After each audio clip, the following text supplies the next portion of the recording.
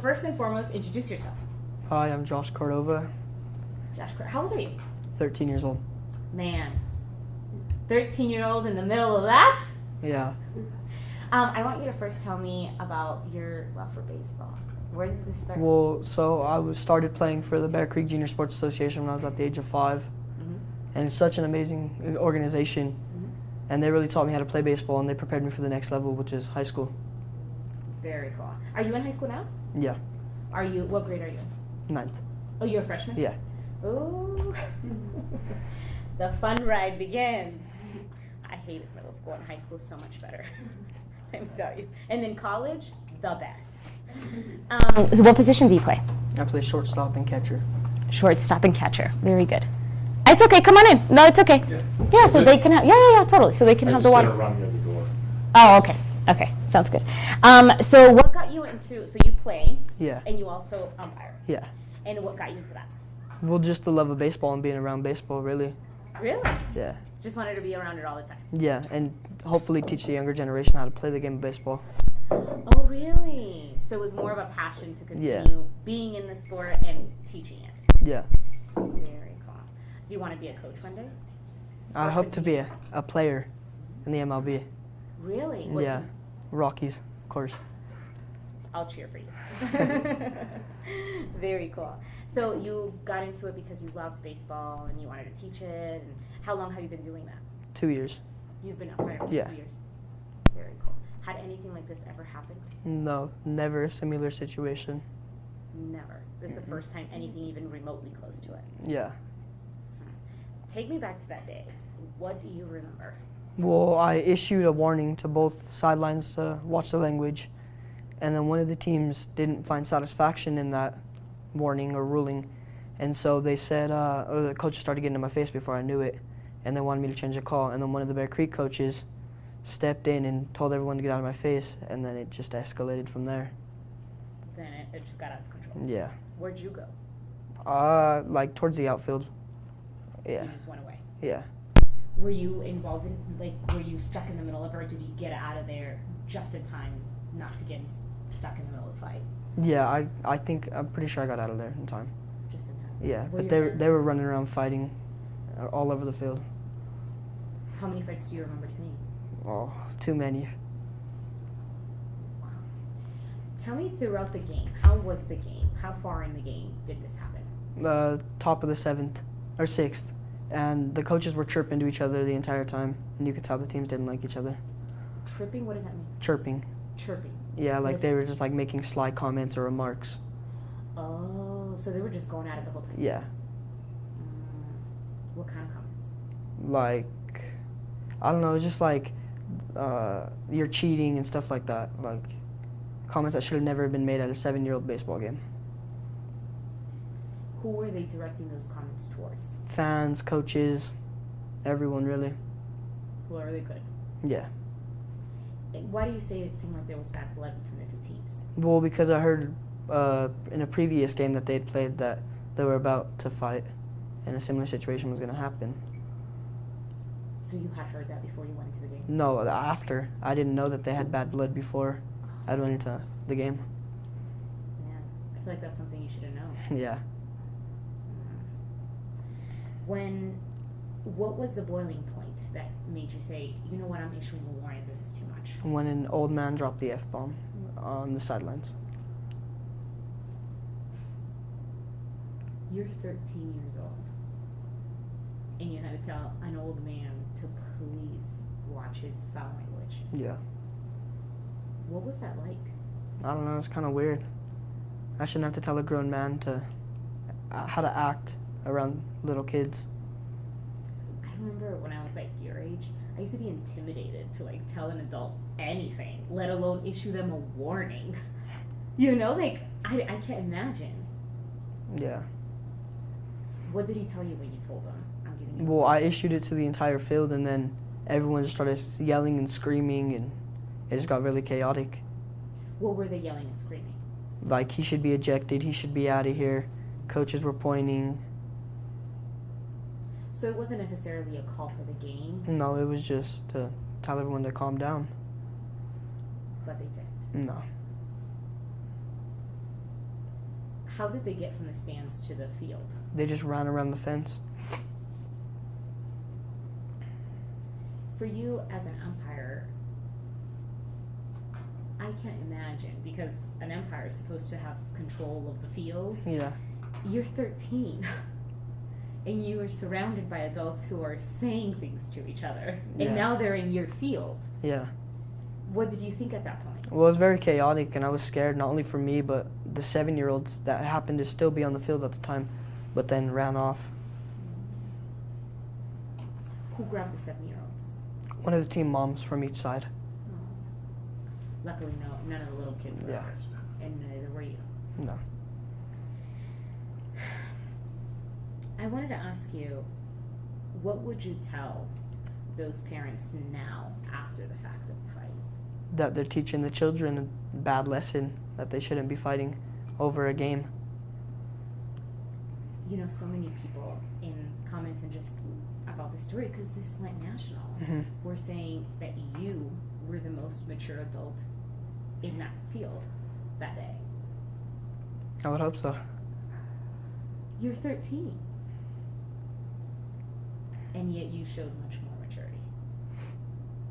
I just try to be a great example for the kids and, show them how to play baseball. Your bottom line. What was it like when they were fighting? It's scary. I got to know when they were going to stop, how many injuries there were going to be. It went on for a while. Yeah. Where were you? Kind of in the middle of it, but then I walked towards the outfield. Just watching. Yeah. Were your parents there? No, both of my other brothers play for the Bear Creek Junior Sports, and they both had games that day. Okay. So, yeah. So you were the only one there? Yeah. Did at any moment you fear for your safety? Not really, because the coach from Bear Creek really protected me and kept me out of harm's way with the other coaches. It sounds like the coach from Bear Creek really stepped up to protect you. Yeah. Can you tell me a little more about that? Well, so they were really all pointing, screaming, and then the coach from Bear Creek pulled aside one of the coaches that was mainly in my face.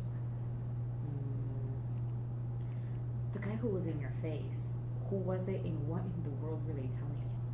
It was Can just you say one. that? You go ahead. You can describe who was in your face and who was the chief actor, for lack of a better term. It was one of the assistant coaches from the opposing team from Bear Creek, and they were just saying that he should be ejected, that their whole team should be disqualified, and just random stuff that didn't make sense to the game at all. And who's he? The older guy who had dropped the F-bomb? No, it was he was the first base coach. He was a younger guy. Kind So of. the assistant coach of the other team was asking for you to eject the coach of Yeah. the other team. And the head coach from the other team. Both. So both, yeah. And why were they asking for them to be ejected? I don't know. If I issued the warning, then that's a warning. Should have left it at that. So who was the older guy who was to drop the F-bomb that made you say, okay, this stops here? I believe it was just a grandfather or parent of one of the kids on the field. But then coaches come over and tell you to eject Yeah. the coach. Exactly. Hence why you were like, Yeah.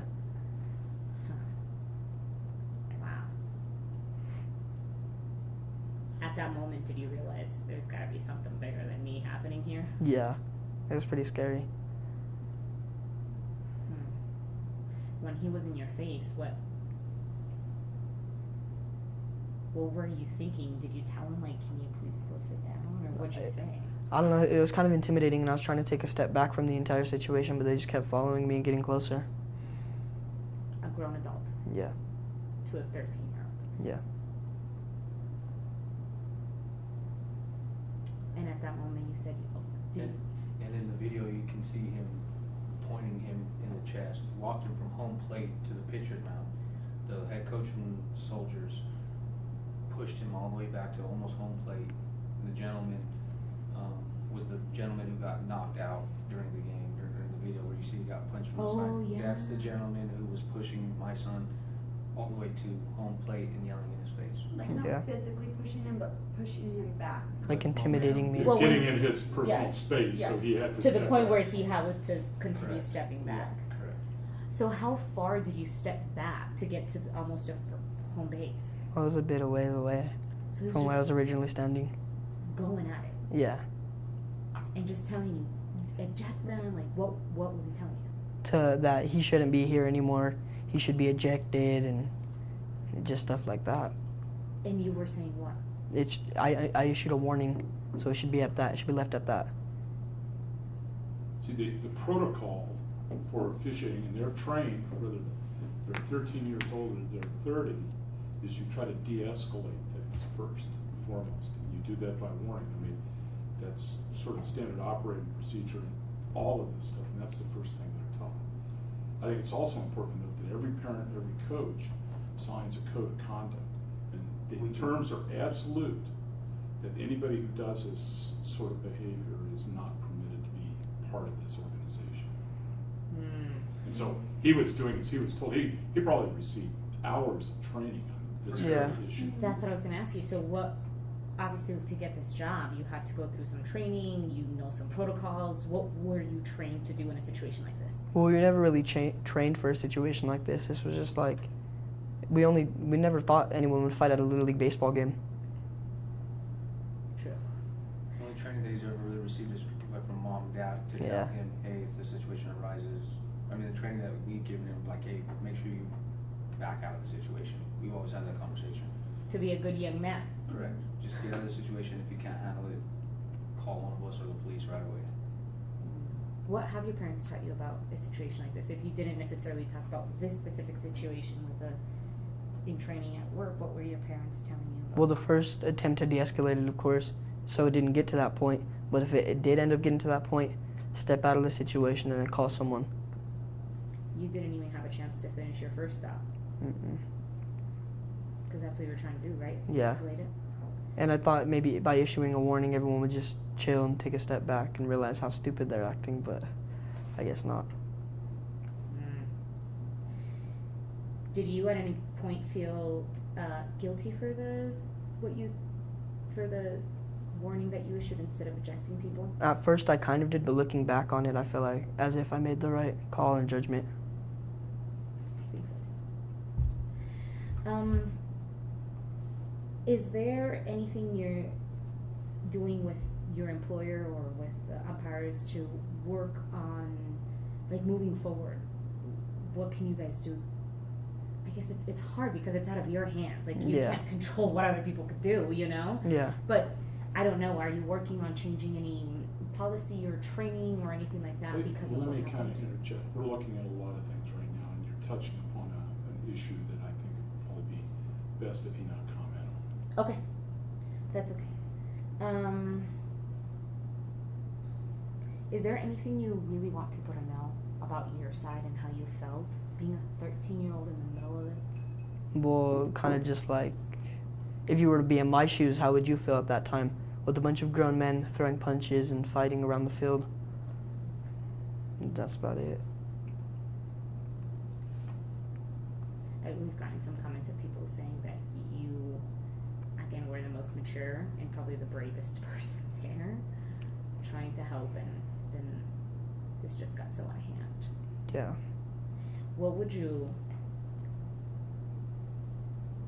given that these adults already acted that way and already did something wrong in front of their children, how do you, as someone who's 13, how do you fix that? Like, how do you tell a 7-year-old, I know this is what they did, but they shouldn't have acted this way? Just kind of explaining to them, like, what to do in the right situations and how they should handle things more maturely, even though they're 7. And they shouldn't fight over a game. Is that something you usually start with, like, in games, or you don't even think about? Well, usually I'd like to tell them that, like, none of the kids are going to the major league, so keep the yelling and comments to a minimum, because it is just a Little League game. You start with that? Yeah. That day, did you start with that? I believe so, yes. And here's the thing as well, is this is a developmental league. Okay, so the developmental part of it is if you have, there's no stealing, there's no drop their strikes, there's no real full baseball rules. This is a league where you can learn and progress and learn to love the game of baseball. So this is what this league is intended for.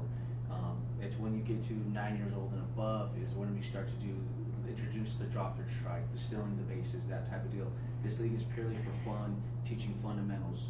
And so us as adults and us as parents, we decided, you know, he would be fine at a 7-year-old baseball game. Right. And we're literally up the street at another baseball game. But again, this is a developmental league. There's no, really, yes, they keep score. Yes, we do have a tournament at the end of the year. But really, it's just to develop the kids to learn to love the game of baseball. Wow. And that's what this league is for.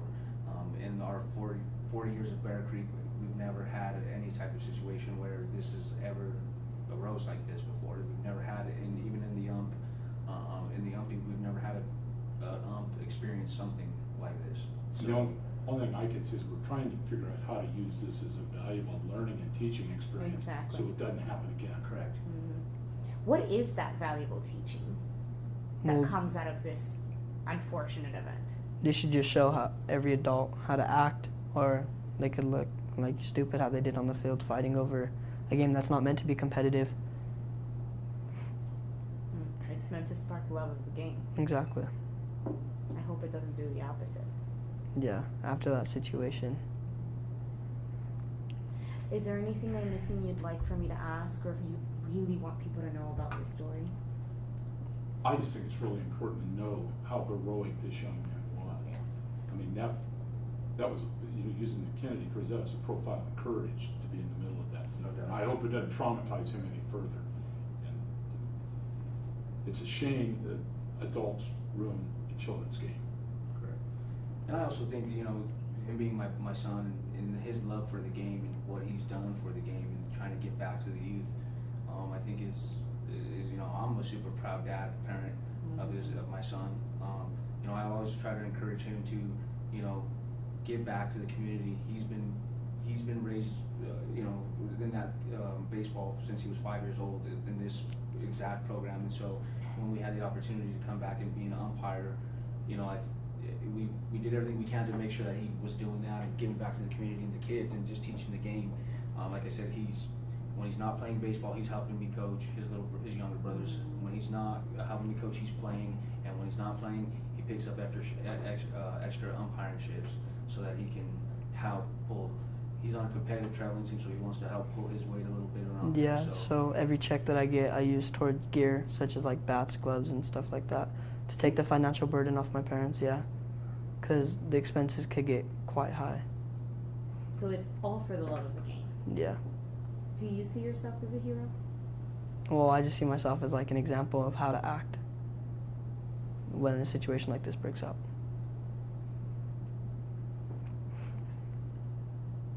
Thank you so much. Is there anything else? I just have one question. As somebody who has grown up in the league, this one game it's not a good reflection of the league, is it? No. What is a good reflection of the league? How is the league in your eyes? If you could address Sonia, that'd be great. Well, the league's amazing because it helped me and a bunch of other of my colleagues grow up and learn to love the game of baseball and play. And now we're striving throughout high school and stuff like that. In academics and everything. Exactly. Because it taught us to be school first and then be the best athlete possible. Do you want to keep umpiring? Yeah. I find joy in helping the kids learn the game of baseball. Has that love and that joy, it wasn't touched by this? No, not at all.